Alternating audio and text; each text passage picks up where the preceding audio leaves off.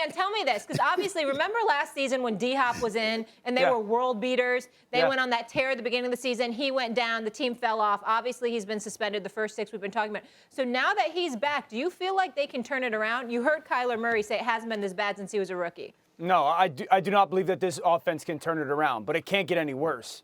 Right now, this is the worst pass offense in the NFL. Think about that with Kyler Murray. And as talented as he is, this is the worst pass offense in the NFL. Kyler Murray averages 5 yards an attempt. That is so bad. He averages 4 yards of completion downfield. Now, DeAndre Hopkins is one of one. I have felt for years that DeAndre Hopkins is the best I'm not open, but I'm still open receiver in all the NFL. What I mean by that is he does not have to gain separation from the defender to still get completions. He is that special of a talent. Best contested catcher guy in the league. But this offense stinks. Right now, they cannot protect the quarterback. Kyler Murray has way too many misses when guys are open downfield. The only reliable guy right now in their pass game is Zach Ertz. And last week, they didn't look at him once in the first half, and then I felt they looked at him too much in the second half. So DeAndre is definitely going to make it better, but he is not going to solve all their problems. And I said this the other day. If he does, then they should take all the money that they paid everybody else and give it to him. Because if you can just insert him into this offense and it becomes from the worst pass game in the NFL to one of the better, then he's obviously the only missing piece. So he's going to make it better, but he does not cure their issues. Dan, this is my opinion, but obviously I'm open to change because obviously you watch the games more intimately than I do, and obviously you have a greater understanding of it than I do. But I'm going to tell you what I noticed. You can say that DeAndre Hopkins is not going to make that big a difference. I think he's going to make a profound difference because I think the issue involving Kyler Murray is not just about yards per attempt. It's also about guys not getting open enough.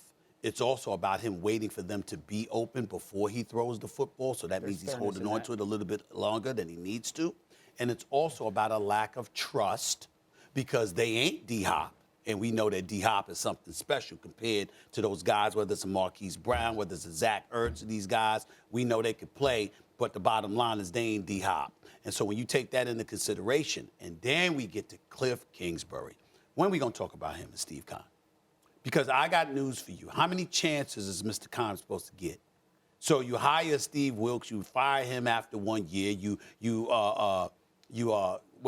draft Josh Rosen with a first-round top 10 pick, and then you get rid of him, okay? Then you hire Cliff Kingsbury, and what do? He had no success whatsoever that I can recall in college. In 6 seasons coaching at Texas Tech, he had a winning record, went to a bowl game twice. The other 4 years, not so much. And his claim to fame is the relationship he supposedly had with Kyler Murray.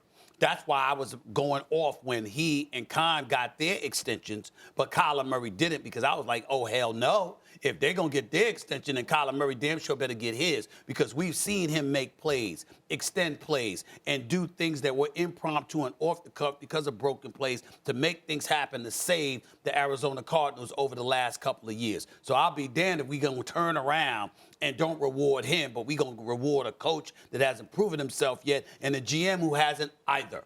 And so I look at it from this standpoint. They got D-Hop coming back, says everything to me because I'm looking at their schedule right now. New Orleans, Minnesota, Seattle, the Rams, San Francisco, the Chargers, the Patriots. That's 7 games with a bye week. They could lose at least 4 of them, probably more. And as far as I'm concerned, if that is the case, Keim and Kingsbury need to go because they will have had enough time to prove that they just ain't the right dudes for the job. It's just that simple. There's a whole bunch of coaches that could work with Kyler Murray. There ain't a whole bunch of players that could work with Kingsbury and Keim. That's my estimation. Well, look, I mean, if you're the Arizona Cardinals, the only place you can go is up. You're literally at the bottom in almost every statistical category on offense right now. Here's why I think DeAndre Hopkins is going to help this team. Obviously, when DeAndre Hopkins, since last year, when DeAndre Hopkins is out there, they average like 12 more points per game on offense. Yeah, he's awesome. DeAndre Hopkins, what he does is he's that alpha on the outside. And I think he slots everybody else to where they belong on the offense. When you don't have a DeAndre Hopkins out there, there's guys playing in roles that really should be in the roles that they're in.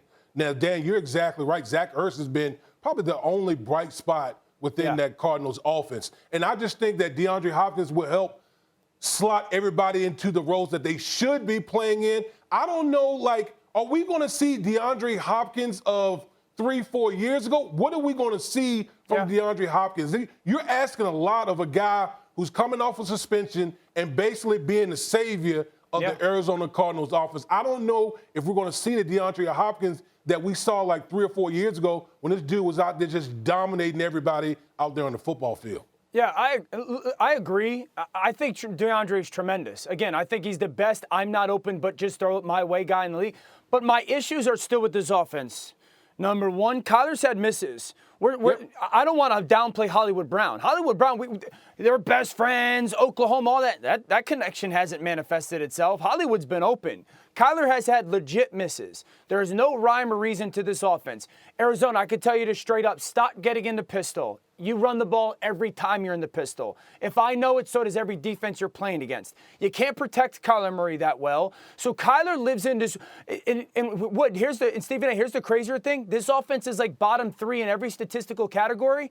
And that's with Kyler being so good on 3rd and 4th down. If he wasn't tremendous on 3rd and 4th down this year, they got 3 first quarter points this season. Mm-hmm. You know, like one of the fundamental points of coaching or how good you are as an offensive mind is the ability in week to study a defense. They do this well or don't do this well.